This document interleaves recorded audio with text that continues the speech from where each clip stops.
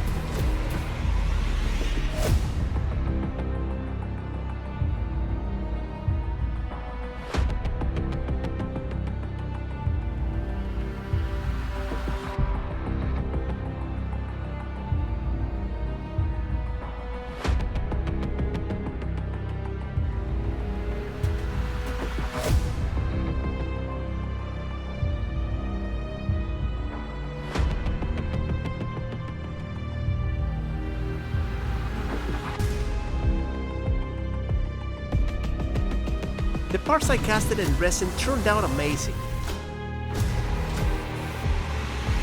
The quality is fantastic, and now I have extra accessories for all my action figures.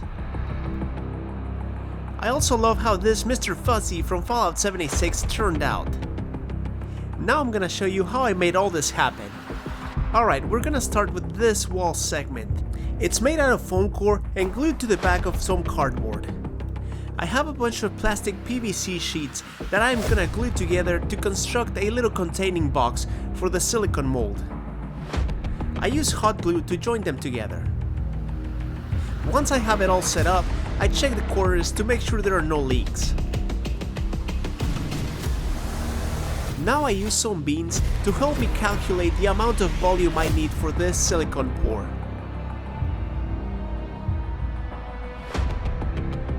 I spray mold release wax and brush it on evenly for easy removal. Now we're gonna mix our silicone. Their custom mold 33F provides great quality castings and is very durable. This stuff is amazing, and it's a 1:10 mix ratio. Make sure you're wearing gloves when you're doing this. Once you have your proper measurements, you can start mixing up. And once your silicone becomes a solid color, you can start pouring it.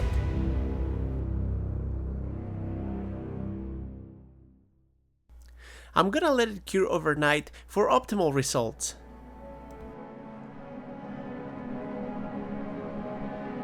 Once it feels like it's fully cured, I remove it from its container. And look at that, a perfectly detailed wall. I sculpted this Vault Girl head for action figures, and this Mr. Fuzzy figurine. I attached this plastic lid to the head. That's gonna help it stay in place when I'm pouring the silicone. This box is also made out of PVC plastic. This Mr. Fuzzy is meant to be sitting on a flat surface, so it can just be directly glued to the bottom of the box. My accessories also get glued down to the bottom of the box. I apply some mold release agent and pour my silicone.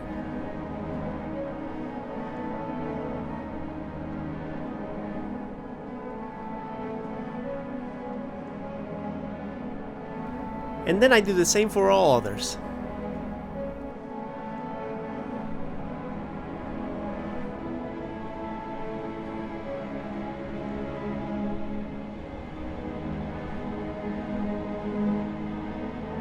Watching silicone pours is always so satisfying. We're gonna let those cure and move to the next step. These are random toys I made, modified and collected. I'm gonna prime them in black and then paint them to use with the workshop I'm building.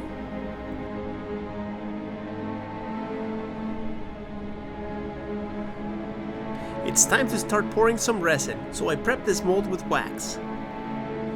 The Flexit 70 is by far my most favorite resin of them all. I can think of so many applications for this item.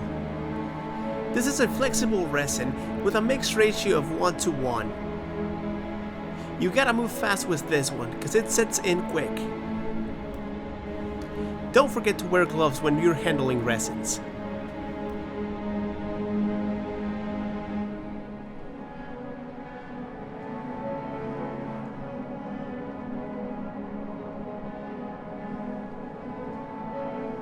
I mix it thoroughly and pour it evenly in my wall mold.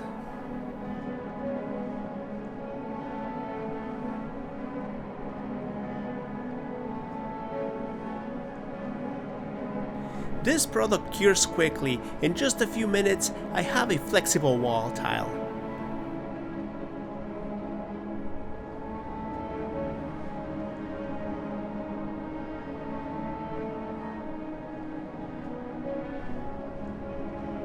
The silicone molds are fully cured, so I'm gonna go ahead and remove them from their boxes.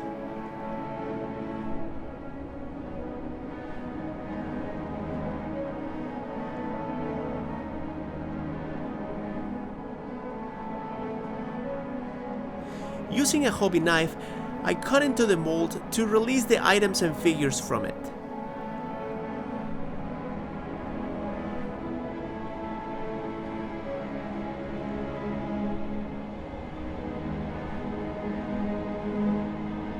Depending on your shape, you may have to wiggle them out of it.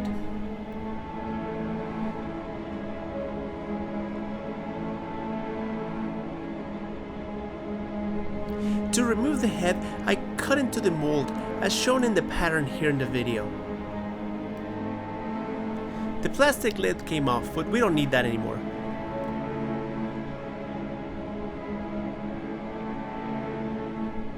After some struggle, I got the head out.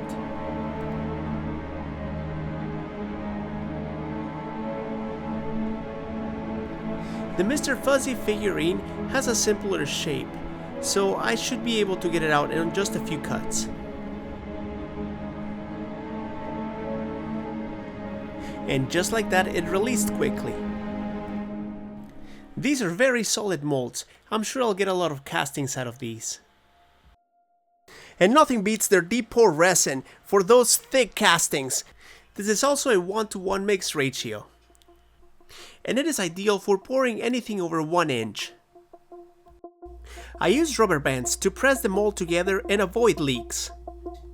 These rubber bands are not too tight or too loose, which prevents the mold from leaking or warping the casting. I started with 2 but added a 3rd one just in case. Time to glove up and work with the resin.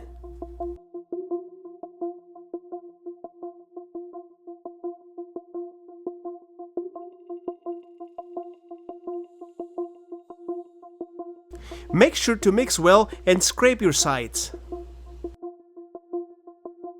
I use ink to help me visualize the mixing process. It also makes the castings look cool.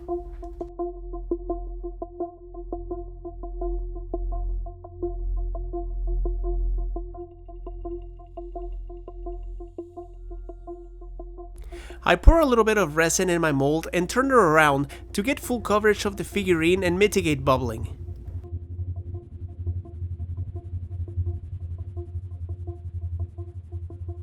I set it aside for now and move on to the next one, repeating the same process.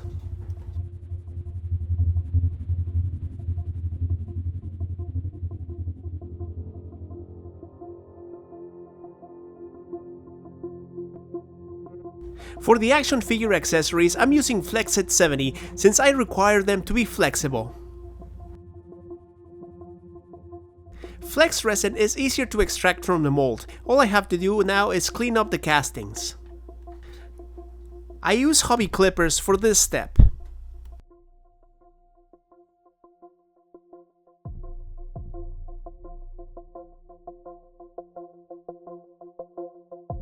After 72 hours have passed, I'm ready to see the results of the deep pour resin. It looks promising. I loosened the mold and there it is. It came out excellent.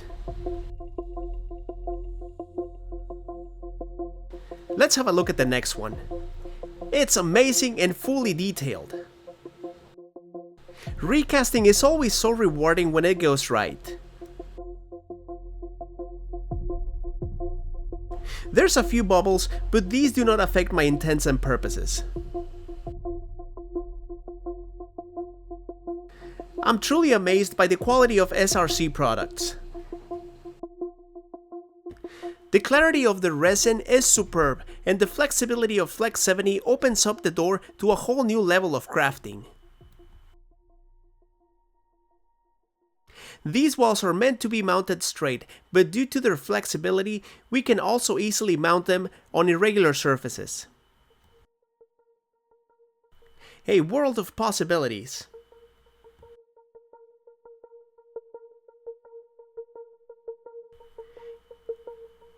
Here's a side-to-side comparison to the originals.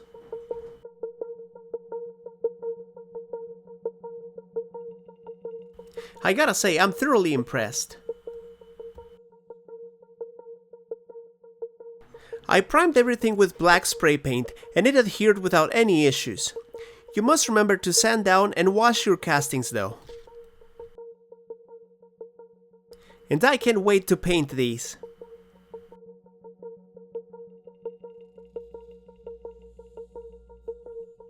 Now some movie magic. This is the wall to the garage I made. Check it out. For tips on scratch building, check out my full YouTube videos. Up next is a pile of junk. I used sculpting clay for the base of all these greeblies I got from my stash.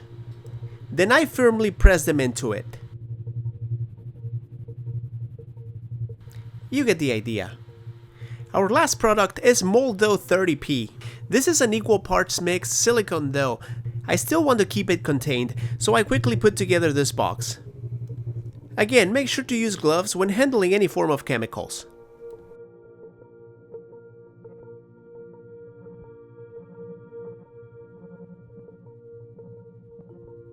Mix thoroughly until you achieve an uniform color, and press firmly into your original piece.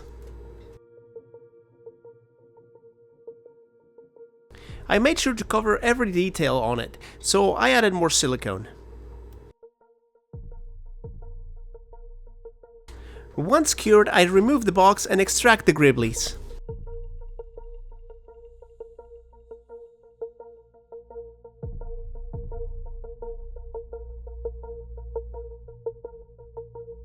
After some cleanup, you can see all the details you can achieve with this product.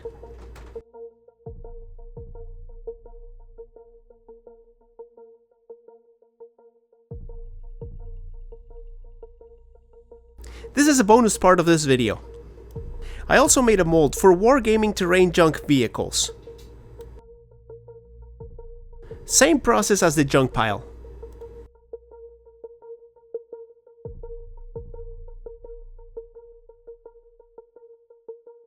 For this mold I used a 2-part epoxy putty I had left over from a previous project and pressed it firmly into the molds.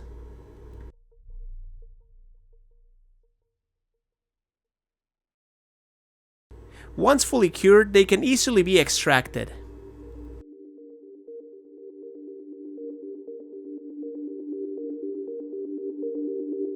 This one came out with a few imperfections as you can see, but since these are junk vehicles, it does not matter, just add some damages to it.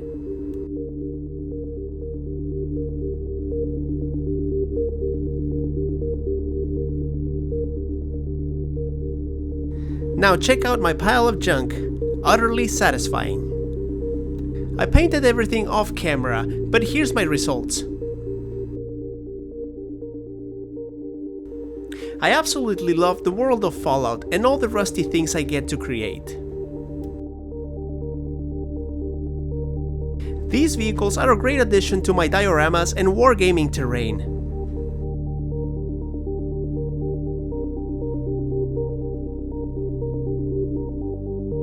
They're also stackable.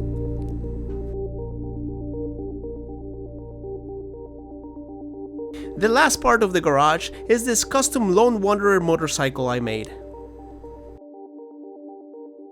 I try to make it look as close as possible to the one from the Fallout universe.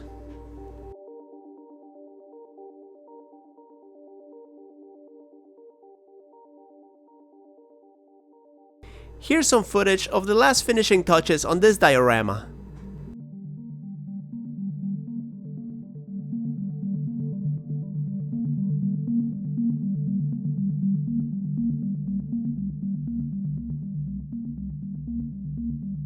I'm so happy with how Vault Girl turned out. I slightly customized this body for her and all I have to do now is put on the head.